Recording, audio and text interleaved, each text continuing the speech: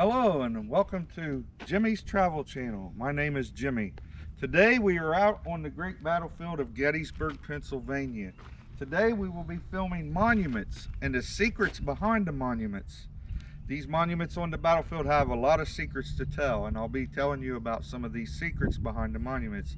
So sit back, enjoy, and follow me as we do the secrets behind the monuments.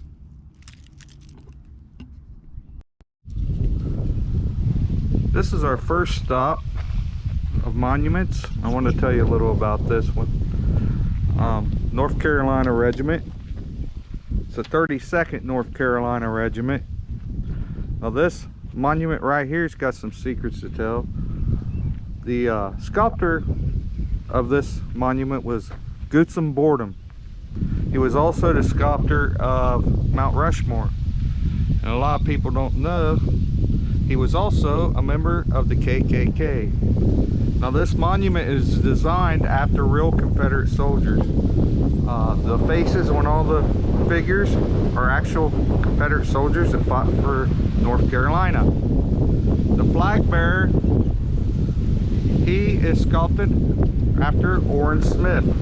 Now Orrin Smith was the Confederate soldier who fought for 44th North Carolina and was also the designer of the first Confederate national flag. Now a lot of these figures have different expressions on their face, and I'll explain what they are. The flag bearer is showing an expression of pride. He's holding the national flag and is showing the expression of pride. The gentleman right in front of him has the expression of fear.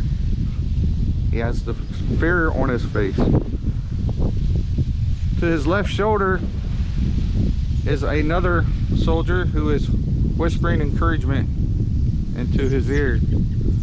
It'll be all right, I'll be with you. Now this guy here in the front is showing the expression of anticipation. He can't wait to get across the field. And the guy on the bottom, his expression is expression of pain. He's wounded and he's encouraging his fellow soldiers to take that position. So these are some little secrets behind this monument, and we'll continue on to our next monument and learn more. Before we stop to our next monument, I wanted to do something to help you understand the artillery pieces on the battlefield. There are basically two types of cannons you'll see when we're going across the battlefield. This first one I'm going to show you, this is known as the Parrot or Parrot rifle cannon. So there's two different colors of cannons on the battlefield. You'll see a black one and a bluish green one. So this one here actually shot a projectile shaped like a bullet. The inside of the barrel is actually rifled. It has grooves in the inside where the projectile would spin, making it go further across the battlefield. This cannon was actually good up to a mile. It was very accurate. They could aim this cannon to a top stairs window of a house and hit it one out of 3 shots. So it was very accurate. This one come out after the next one I'm going to show you. But this is a more modern cannon for the Civil War, and it was actually rifled barrel with projectile. The one over here I'm getting ready to show you has a greenish bluish tint to it. The reason for this, the barrel is made out of brass. So this is the color that the cannon will turn after it ages. Now this one here is called a Napoleonic cannon. It used a 12-pound ball, so it was solid shot. So the inside of the barrel is actually a smoothbore. It's not rifled like the other one. This cannon was good up to about a half a mile. Not as accurate as the Patriot rifle, but still accurate. It shot a 12-pound solid ball. Now this ball usually wouldn't explode as like the projectile. It would just go through things, and anything in its path it would take out. So I wanted to explain the two types of cannons on the battlefields, so if you're ever out visiting, you'll know the difference. So let's go to the next monument and I'll tell you about it. Okay, we're in our next monument. This monument is to the Alabamians. It's a Confederate monument dedicating the state of Alabama. Now, three figures in the monument. The lady here is like Lady of Liberty, or represents the angel, the medical angel. She can represent a lot of things. Now, this person here to her right is wounded. You can tell by the expression on his face. He looks worn out, shirt's ripped off his shoulder. She has her hand on his shoulder comforting this wounded soldier. But the secret behind this, at the same time, the guy to the left of her, she's encouraging. And she is pointing towards something. This is the secret behind this monument. Now if we turn around and look in this direction, she is pointing toward Little Round Top. And what she is saying is, take that hill, and that hill is home. So she's saying, you take that position and we'll head home to Alabama. So that's the secret behind this monument. So join me and we'll go to our next monument and I will tell you the secrets behind it. Next monument we were at is a monument that is very interesting. It's the 13th Vermont Volunteer Infantry. Now the plaque says,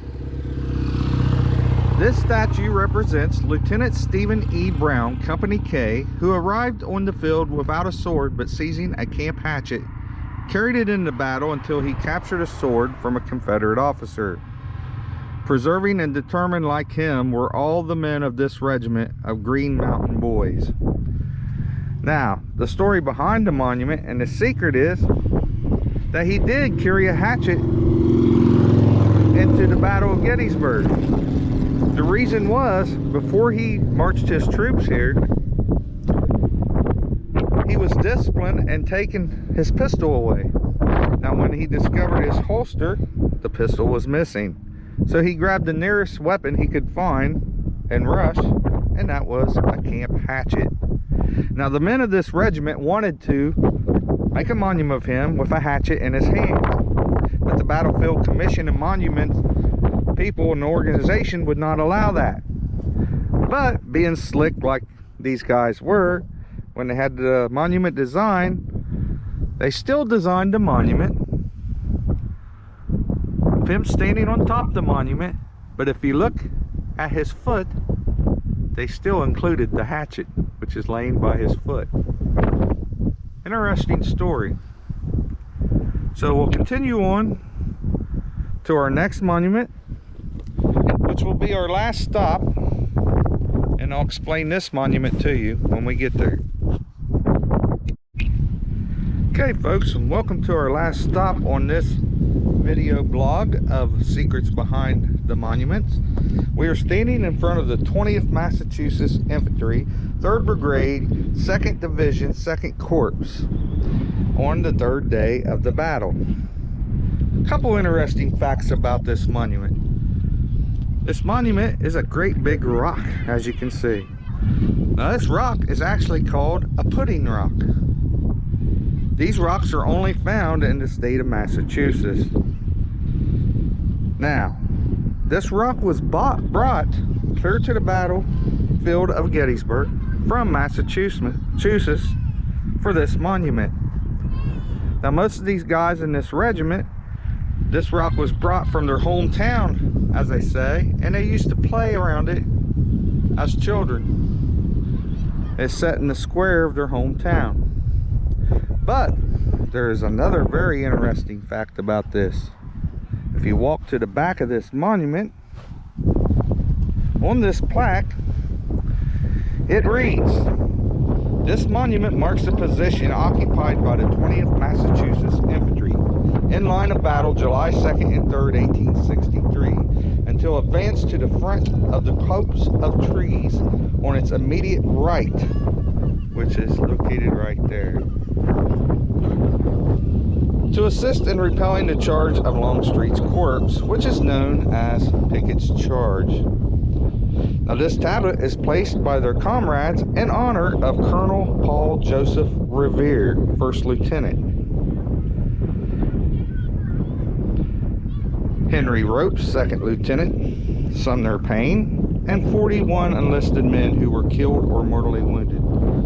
Now, I don't know if any of these names sound familiar, but let's look at the first one. In honor of Colonel Paul Joseph Revere. Colonel Paul Joseph Revere was the grandson of Paul Revere, who did the famous ride during the Revolutionary War that the British were coming, to warn all his comrades of the British invasion. Interesting fact. And yes, Colonel Paul Joseph Revere was killed at this position, fighting for the Union Army. I hope you've enjoyed this video. Please subscribe to my channel. Hit the like button and feel free to leave your comments of other things you would like to see. Also hit the notification bell to let you know when new videos are uploaded. Till then, see you next time.